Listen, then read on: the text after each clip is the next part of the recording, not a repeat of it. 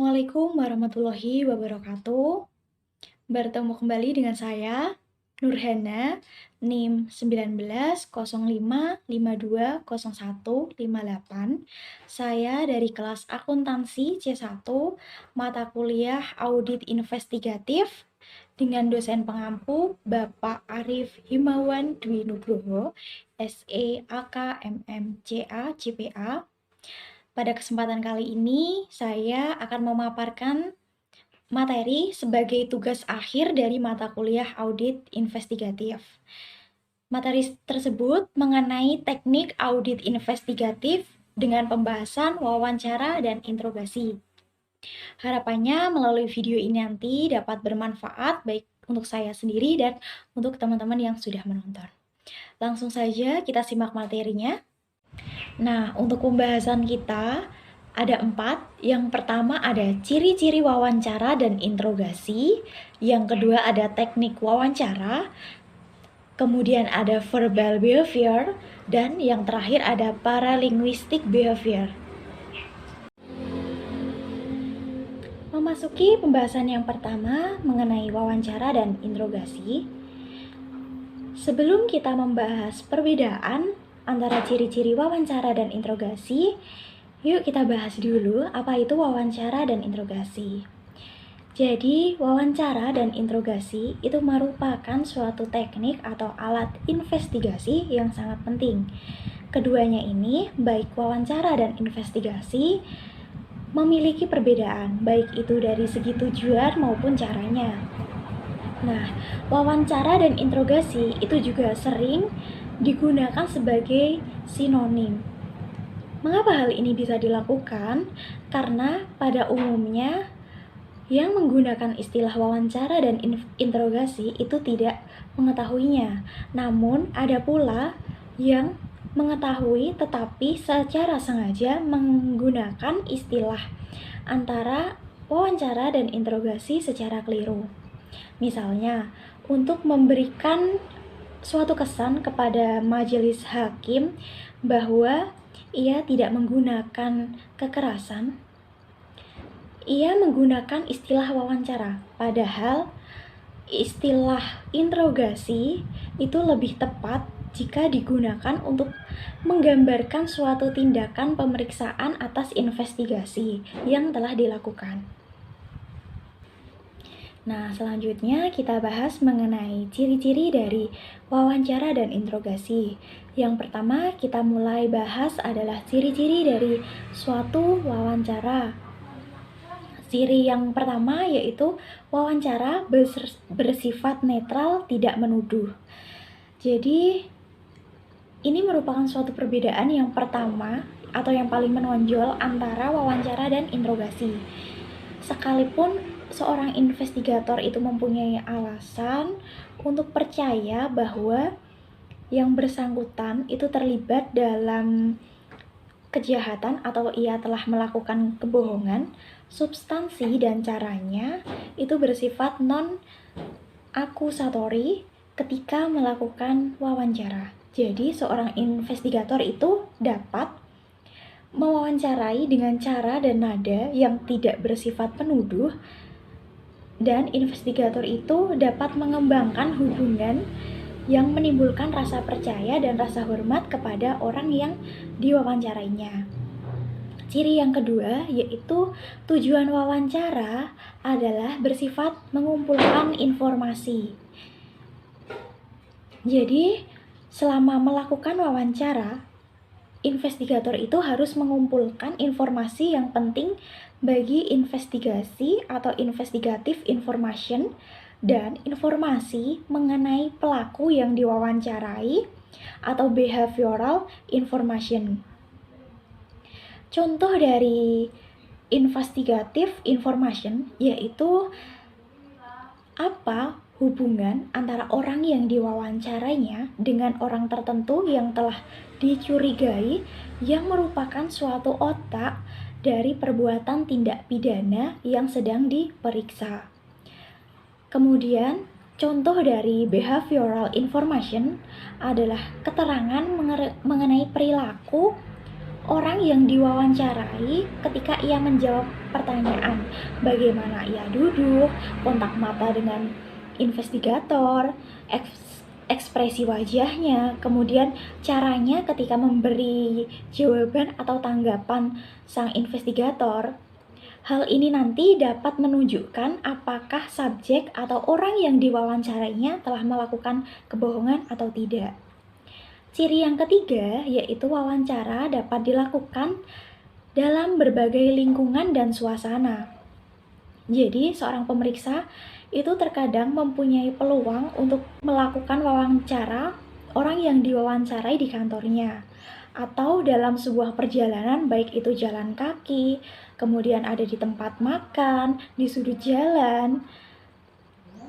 Tetapi memang idealnya ketika wawancara itu dilakukan dalam suatu ruangan yang khusus. Kemudian ciri yang keempat yaitu wawancara dapat dilakukan pada awal investigasi. Karena tujuan dari wawancara adalah untuk mengumpulkan suatu informasi, tentunya semakin banyak informasi yang didapat oleh investigator, baik itu sebelum dimulai, akan semakin baik. Wawancara itu juga kadang terpaksa dilakukan meskipun pemeriksa itu baru mempunyai gambaran kasarnya mengenai bagaimana kemungkinan fraud dilakukan, atau bahkan sebelum pemeriksa dapat mengidentifikasi bukti yang harus diperolehnya. Ciri dari wawancara yang terakhir yaitu investigator harus membuat catatan mengenai wawancara formal atau formal interview yang telah dilakukannya. Wawancara formal adalah wawancara yang dilakukan dalam lingkungan terkendali atau controlled information. Dengan mencatat ini menimbulkan beberapa kegunaan bagi investigator. Nah, dari hasil catatan hasil wawancara itu harus dimulai dari awal hingga akhir. Tidak boleh sporadis atau kadang-kadang mencatat dan kadang-kadang tidak. Mencatat sporadis itu nanti akan memberikan kesan kepada subjek yang diwawancarai bahwa jawaban tertentu itu dianggap penting sehingga dicatat oleh investigator. Dengan membuat catatan secara sporadis, itu juga akan menghambat arus informasi yang diperoleh oleh investigator. Selanjutnya, kita bahas mengenai materi ciri-ciri dari interogasi. Ciri yang pertama dari interogasi yaitu interogasi bersifat menuduh. Ini merupakan perbedaan yang paling menonjol dengan wawancara. Jika wawancara tidak bersifat menuduh, maka interogasi bersifat menuduh. An interrogation is accusatory. Seseorang yang bersalah tidak akan memberikan sebuah keterangan atau tanggapan dengan bertentangan dengan kepentingan pribadinya secara sukarela, kecuali apabila subjek itu yakin bahwa investigator juga mempunyai keyakinan tentang kesalahannya. Jadi, seorang subjek atau yang diinterogasi itu tidak akan memberikan keterangan atau tanggapan secara sukarela kepada investigator, kecuali dia meyakini bahwa investigatornya ini sudah yakin bahwa dia bersalah. Oleh karena itu, investigator itu harus bisa untuk memberikan keyakinan kepada subjek yang diinterogasinya. Misalnya dengan memberikan pernyataan seperti ini. Nanda, saya tidak punya keraguan sedikit pun bahwa Anda yang merancangkan tindak pidana korupsi ini. Yang kedua yaitu ciri bahwa interogasi dilakukan dengan persuasi yang aktif. An interrogation involves active persuasion. Interogasi itu dilakukan karena investigator percaya bahwa dalam wawancara sebelumnya yang dilakukan itu bersifat non-akusatori, orang yang diwawancarai tadinya itu telah berbohong. Jika interogasi dilakukan dengan cara bertanya dan terus bertanya, sangat tidak mungkin investigator akan menemukan fakta, mendapatkan keterangan mengenai kebenaran yang terjadi. Untuk membujuk subjek yang diinterogasi untuk menceritakan suatu kebenaran, maka investigator tidak menggunakan pertanyaan, tetapi investigator menggunakan sebuah pernyataan. Ciri interogasi yang ketiga yaitu tujuan interogasi itu untuk mengetahui yang sebenarnya. Artinya, untuk mengetahui apa yang sebenarnya terjadi, siapa yang sebenarnya melakukan, kemudian berapa jumlah atau nilai fraud yang sebenarnya, dan seterusnya. Selanjutnya, ciri-ciri interogasi yang keempat yaitu interogasi dilakukan dalam lingkungan yang terkontrol atau terkendali, controlled environment, bukan di sembarang tempat. Jadi, interogasi itu sesuai tadi ciri-ciri interogasi bahwa interogasi itu dilakukan dengan teknik persuasi yang aktif, dan teknik persuasi yang aktif itu harus dilaksanakan di lingkungan yang privasi. Jadi tidak bisa diganggu oleh orang yang berlalu lalang dan bebas dari halangan orang lain atau tidak bisa di tempat bising atau di tempat umum. Ciri interogasi yang kelima yaitu interogasi hanya dilakukan sesudah investigator mempunyai keyakinan yang memadai mengenai salahnya seseorang. Jadi, investigator itu harus mempunyai alasan untuk percaya bahwa seseorang yang akan diinterogasinya itu telah melakukan kebohongan. Alasan ini nanti mungkin dapat berupa perilakunya selama diinterogasi, kemudian keterangan yang diberikan dari wawancara, dan interogasi itu berubah-ubah walaupun subjek yang diinterogasi itu diberikan pertanyaan yang sama. Kemudian adanya petunjuk lain yang dapat dideteksi oleh investigator ketika diinterogasi. Kemudian ciri yang terakhir dari dari interogasi yaitu investigator tidak boleh membuat catatan sampai sesudah tertuduh itu menceritakan yang sebenarnya dan berketetapan hati atau committed untuk tidak beringsut dari posisi itu. Jika tadi wawancara, investigator itu harus mencatat dari awal dan akhir sampai akhir, di interogasi itu hanya boleh dilaksanakan membuat catatan ketika tertuduh atau subjek yang diwawancarai itu sudah membuat pengakuan bagaimana yang sebenarnya terjadi. Dan menurut para pakar itu juga menyarankan bahwa seharusnya ketika tertuduh itu membuat suatu pengakuan harus disaksikan oleh investigator lain. Nah, memasuki pembahasan yang kedua yaitu mengenai teknik wawancara. Pada materi teknik wawancara ini nanti kita akan membahas 3 hal. Yang pertama adalah bagaimana wawancara dilakukan, yang kedua pengadaan ruang, dan yang ketiga ruang pengamatan. Langsung saja kita simak materinya. mengenai teknik wawancara pada slide berikut ini. Selanjutnya kita akan membahas teknik wawancara yang pertama, yaitu bagaimana wawancara dilakukan. Jadi, sebelum dilakukannya wawancara, seorang investigator itu harus sudah menguasai semua fakta yang dikumpulkan dengan baik.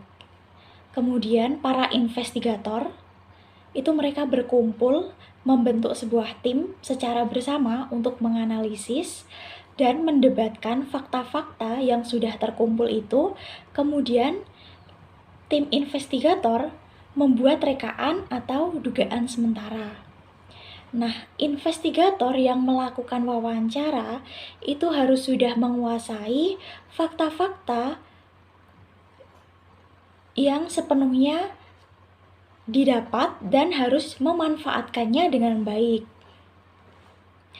Investigator yang akan melakukan wawancara itu juga harus sudah memisahkan fakta yang bersifat masih dugaan, karena jika tidak, pelaku itu akan cepat untuk mengetahui fakta-fakta yang belum diketahui oleh investigator.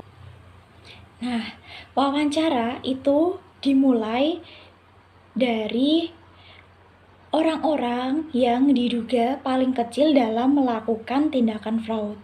Kemudian baru dilanjutkan oleh orang-orang yang karena alasan pribadi ingin menjadi whistleblower, dan diakhiri dengan pelaku yang diduga menjadi otak atau dalang terjadinya tindakan pidana. Urut-urutan ini sangat penting. Kenapa urutan ini sangat penting? Karena yang pertama, pada tahap awal belum banyak fakta yang terkumpul.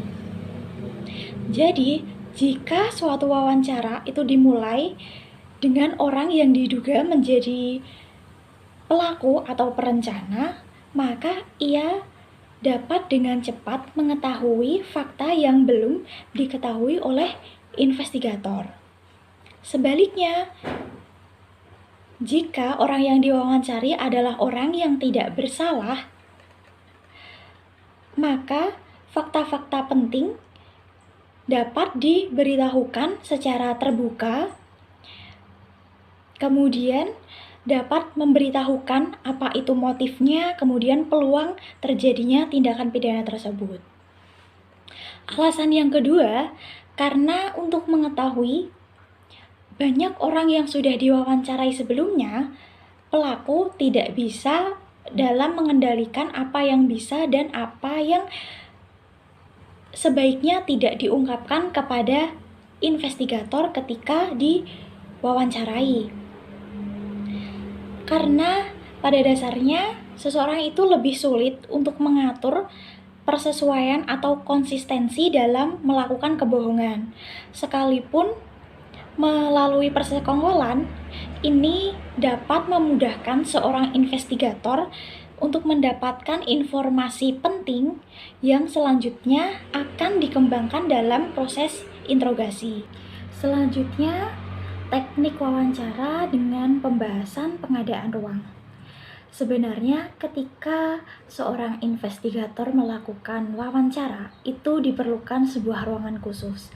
Nah, untuk saat ini saya akan membahas mengenai saran-saran untuk pengadaan ruang wawancara. Yang pertama adalah ciptakan suasana privasi. Jadi, untuk wawancara itu dibutuhkan ruangan yang tenang, sehingga tidak diganggu dengan suara pembicaraan orang lain atau bentuk kebisingan lain seperti suara klakson mobil di jalan, kemudian peluit-peluit juga di jalan, seperti itu. Dan untuk ruangan yang digunakan untuk wawancara itu juga tidak ada pemandangan orang yang berlalu lalang. Kemudian saran yang kedua yaitu pintu ruangan harusnya tidak terkunci dan tidak boleh ada penghalang apapun sehingga orang yang diwawancarai dengan bebas meninggalkan tempat. Jadi, untuk subjek yang diwawancarai itu jangan diberikan kesan bahwa dia merupakan seorang tahanan, sehingga nantinya malah subjeknya ini dapat melaporkan atau menuntut investigator yang tidak mempunyai wewenang atau alasan untuk menahannya jika ruangan itu tertutup dan terlihat seperti tahanan. Yang ketiga yaitu hilangkan segala sesuatu yang bisa mengganggu. Hal-hal yang bisa mengganggu ini seperti warna dinding yang mencolok,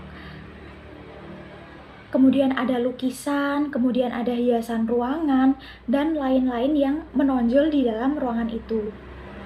Kemudian barang-barang kecil seperti kunci, kipas, staples, itu juga harus jauh dari orang yang diwawancarai, karena ditakutkan barang tersebut nantinya malah akan digunakan oleh subjek yang diwawancarai untuk mainan.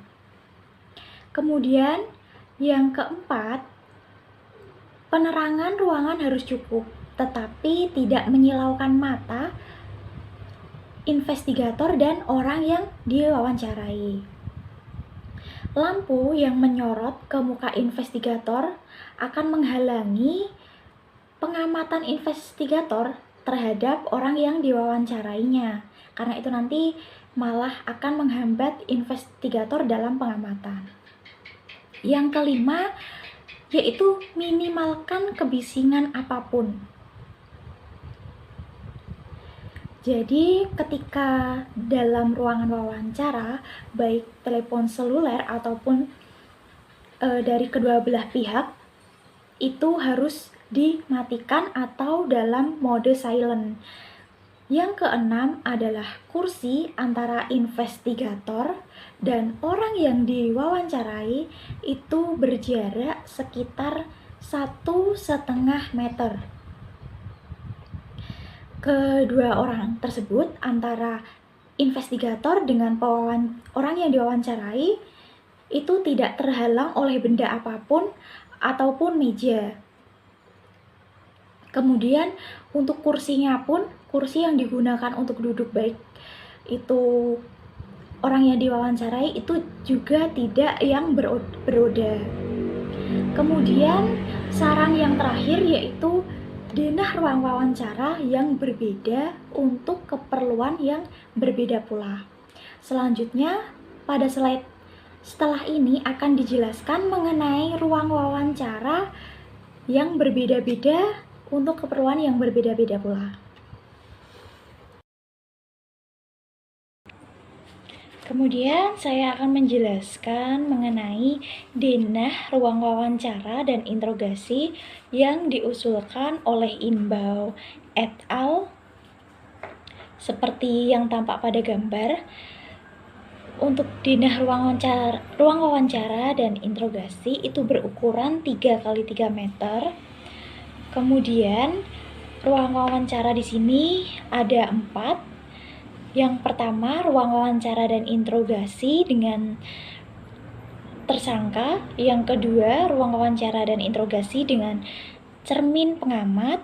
Yang ketiga, ruang wawancara dan interogasi dengan orang ketiga dalam ruang wawancara. Dan yang keempat, ini ruang wawancara dan interogasi dengan penerjemah atau interpreter. Sebelum saya menjelaskan mengenai denah yang ada pada gambar di samping, saya akan menjelaskan beberapa hal terkait ruang wawancara, bahwa dalam ruang wawancara itu kursi yang digunakan hendaknya tidak beroda agar orang-orang yang berada di dalam ruangan itu tidak bermain-main atau bercanda. Kemudian wawancara dengan tersangka yang tidak dikenakan sebagai tahanan, itu kursi tersangka didekatkan dengan pintu atau dengan yang mudah diakses oleh pintu. Kemudian kursi untuk kedua orang itu juga harus dengan sandaran yang tegak sehingga mereka yang berada di dalam ruang wawancara dan interogasi itu tidak bersantai-santai. Nah, bisa dilihat pada gambar di samping denah 19.1 bahwa terlihat denah ruang wawancara dan interogasi tersangka.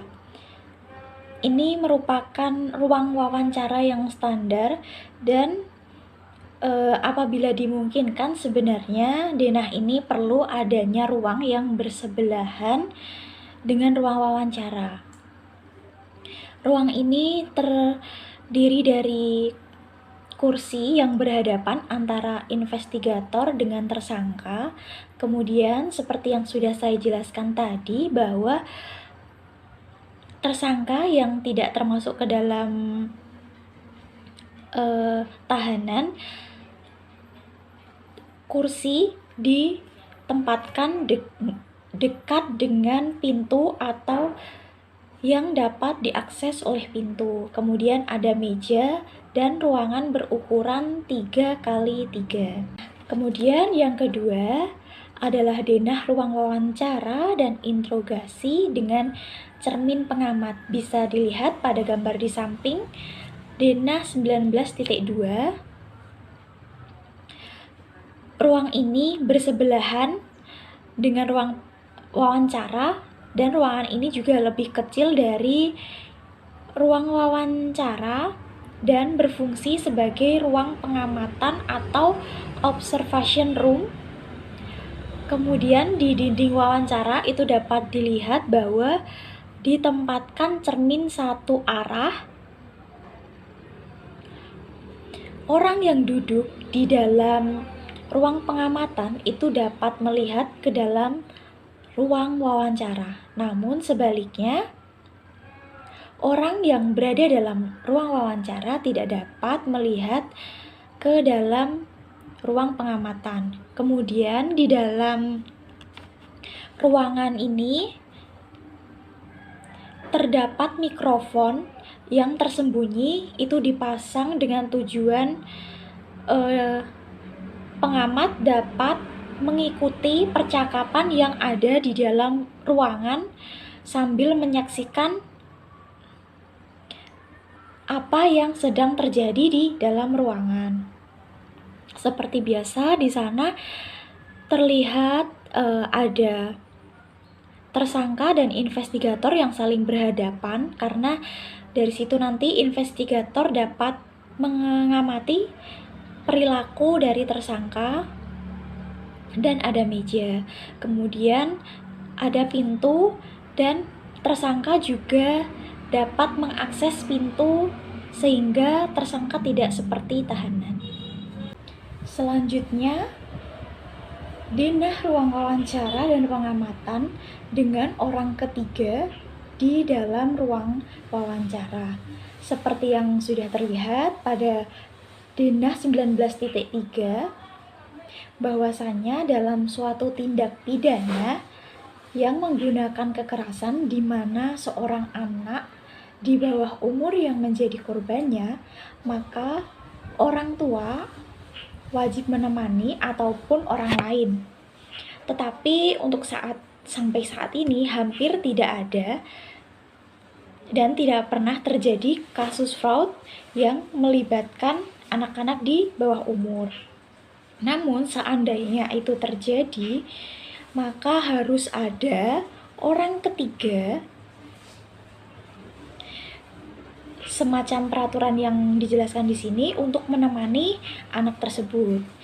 Tempat duduk yang sudah diatur untuk denah ruang wawancara dan pengamatan pada gambar ini, seperti yang kita lihat bahwa orang ketiga berada di dekat meja dan kemudian si tersangka berhadapan-hadapan dengan si investigator. Karena dengan berhadapan seperti itu akan memudahkan investigator dalam mengamati si tersangka. Kemudian tempat duduk si tersangka itu juga di dekat pintu, sesuai yang sudah saya jelaskan tadi bahwasanya subjek atau tersangka itu tidak boleh dianggap seperti tahanan, sehingga duduknya di dekat pintu dan atau yang dapat diakses oleh pintu. Selanjutnya, denah ruang wawancara yang terakhir, yaitu denah ruang wawancara dan interogasi dengan penerjemah atau interpreter, seperti yang terlihat pada gambar di samping denah 19.4, bahwa ketika orang yang diwawancarai atau pewawancara mungkin memerlukan penerjemah atau interpreter, misalnya jika orang yang diwawancara itu menggunakan sign language atau bahasa isyarat, maka dalam hal ini perlu adanya seorang penerjemah atau interpreter. Untuk pengaturan tempat duduk pada denah 19.4 ini, seperti yang di samping, bahwa seperti biasa tersangka selalu berhadapan dengan investigator dan interpreter duduk di dekat investigator sebagai penerjemah. Kemudian ada cermin satu arah, di mana ini untuk pengamatan dari ruang di samping. Selanjutnya, pada materi teknik wawancara dengan pembahasan ruang pengamatan, jadi seperti yang ada pada denah 19.2, bahwasanya ada ruang pengamatan yang berada di dalam ruang wawancara atau interview observation room. Nah, kita bahas apa saja manfaat yang didapatkan dengan adanya ruang wawancara yang dilengkapi dengan ruang pengamatan. Yang pertama adalah pengamat itu dapat menyaksikan secara langsung, secara penuh proses wawancara tanpa mengganggu privasi yang ada di dalam ruang wawancara. Kemudian yang kedua, pengamat juga dapat mempelajari perilaku atau behavior symptoms si tersangka. Mengamati gejala perilaku ini itu sangat penting untuk menyiapkan pengamat yang nantinya akan melakukan interogasi. Kemudian pengamat di ruang lain itu merupakan saksi ketika wanita yang diwawancarai misalnya menuduh pewawancara melakukan pelecehan seksual di dalam ruang wawancara. Juga saksi, baik itu pria atau wanita, itu juga sangat penting sebagai penangkal terhadap tuduhan penyiksaan, ancaman, atau bujukan terhadap orang yang diwawancarai.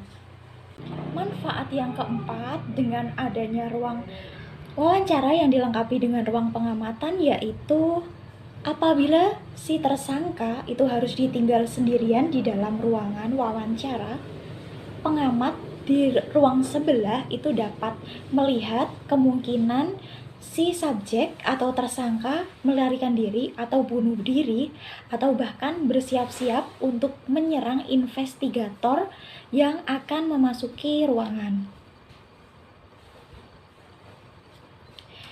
Dan manfaat yang kelima yaitu dalam tindak pidana yang melibatkan beberapa tersangka, di dalam ruangan ini berguna untuk mengamati perilaku yang tidak tampak ketika wawancara dilakukan secara perorangan. Memasuki pembahasan yang ketiga, yaitu verbal behavior, kita akan membahas mengenai subjek yang dapat kita deteksi kebenaran atau kebohongan ketika melakukan wawancara atau interogasi. sebelum ke arah sana, subjek yang jiwanya sehat dan dapat berinteraksi sosial secara normal itu akan mengalami kecemasan atau anxiety ketika ia melakukan suatu kebohongan.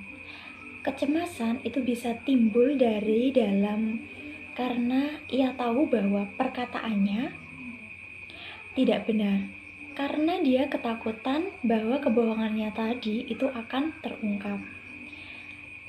Sebenarnya, apapun penyebabnya, ketika subjek atau seseorang itu berbohong dalam suatu wawancara, gejala-gejala perilakunya ini akan mencerminkan kesadarannya untuk menekan atau menghilangkan kecemasannya. Karena pada dasarnya, tubuh dan pikiran seseorang itu bekerja sama untuk mengurangi atau menghilangkan kecemasan tadi.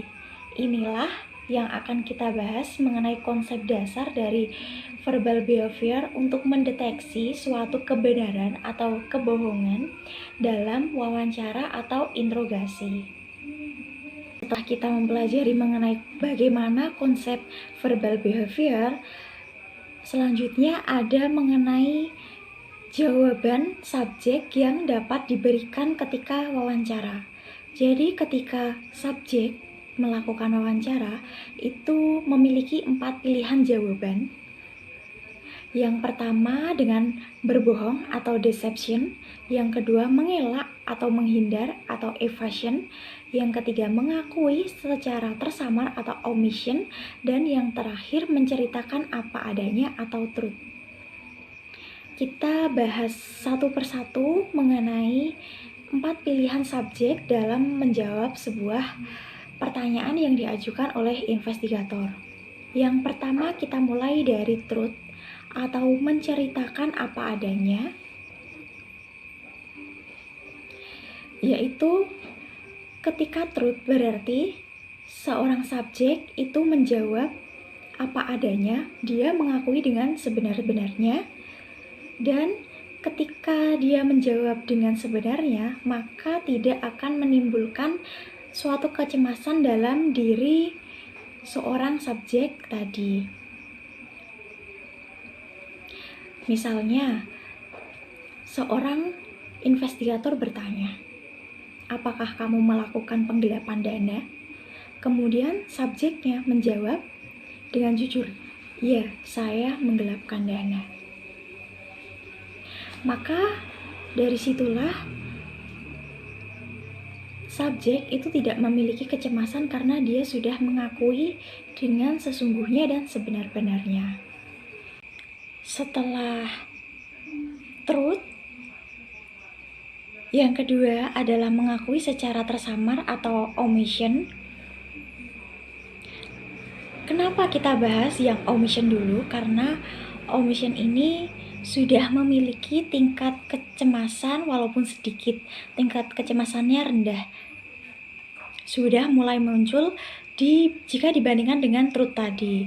Omission itu mengakui secara tersamar. Omission ini pengakuan yang dibungkus dalam ketidaksengajaan dan kekilafan. Jawabannya itu bisa dibarengi dengan non-verbal behavior, yaitu seperti menggelengkan kepala, atau dengan paralinguistic behavior, itu dengan ucapan yang berbisik atau bahkan nyaris tidak terdengar. Contohnya, "Saya khilaf, Pak."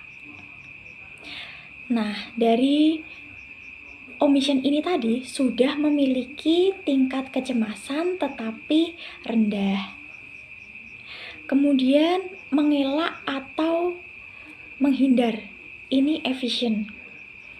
Ini sudah tingkat kecemasannya sudah sebenarnya lebih naik daripada omission. Walaupun belum terlalu jauh tingkat kecemasannya. Dalam evasion ini tersirat sebuah ungkapan tidak bersalah tanpa menyatakan secara tegas. Contohnya, Jawaban subjeknya adalah seperti ini. Kenapa saya harus berbuat hal-hal seperti itu? Dan yang terakhir adalah berbohong atau deception. Ini pada deception sudah memiliki tingkat kecemasan yang paling tinggi karena ketika subjek ditanyai, dia tidak mau mengaku dan selalu berbohong ketika investigator menanyakan hal yang sama. Misalnya jawaban yang diberikan oleh subjek, tidak, aku tidak menggelapkan uang perusahaan. Dengan seperti itu, jawaban yang terus berulang-ulang menunjukkan bahwa subjek telah memiliki tingkat kecemasan yang tinggi. Pembahasan yang keempat yaitu paralinguistic behavior. Paralinguistic behavior ini merupakan sumber terbaik yang dapat mendeteksi suatu kebohongan. Kemudian untuk ciri-ciri dari percakapan tertentu yang perlu diketahui investigator antara lain ada 6. Yang pertama ada respon latensi atau masa atau periode keheningan. Yang kedua ada early response atau jawaban lebih awal. Yang ketiga ada response length atau panjangnya jawaban. Yang keempat ada respon delivery atau penyampaian jawaban. Yang kelima ada continue of the response atau kelanjutan dari jawaban. Dan yang terakhir yaitu erasure behavior atau perilaku penghapusan. Mari kita bahas satu persatu mengenai ciri-ciri dari percakapan paralinguistic behavior. Pada slide berikut ini dari paralinguistic behavior yang pertama yaitu response latency atau masa atau periode keheningan, yaitu dengan menunjukkan rentang waktu antara kata terakhir dari pernyataan atau pertanyaan investigator dengan kata pertama dari jawaban subjek. Contohnya adalah seperti ini. Seorang investigator bertanya, apakah Anda pernah menggelapkan dana pada perusahaan di tahun 2022? Kemudian subjeknya menjawab, apakah saya pernah menggelapkan dana di perusahaan tahun 2022? Belum pernah. Contoh yang kedua yaitu investigator bertanya,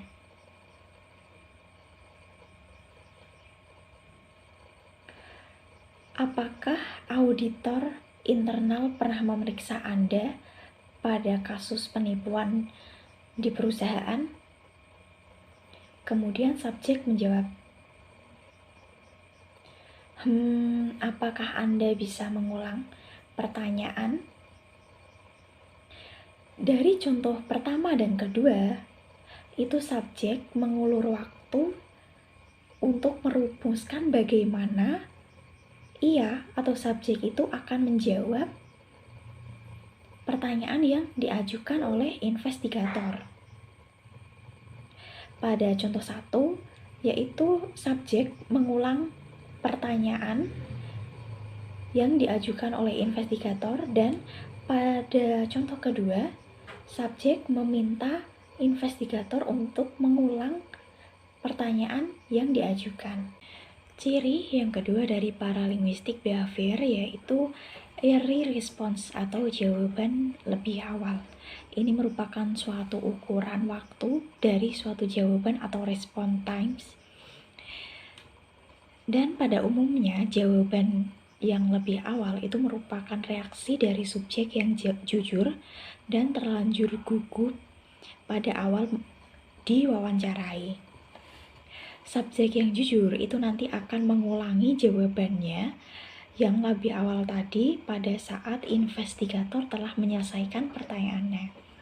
Nah, ini tadi merupakan perbedaan dari subjek yang jujur dengan subjek yang berbohong. Ketika subjek yang berbohong itu telah memberikan early response, subjek tidak akan mengulangi jawaban itu lagi. Karena jawaban awal dari subjek yang berbohong itu tadi sebenarnya merupakan respon untuk membantah atau denial response. Nah, yang harus diperhatikan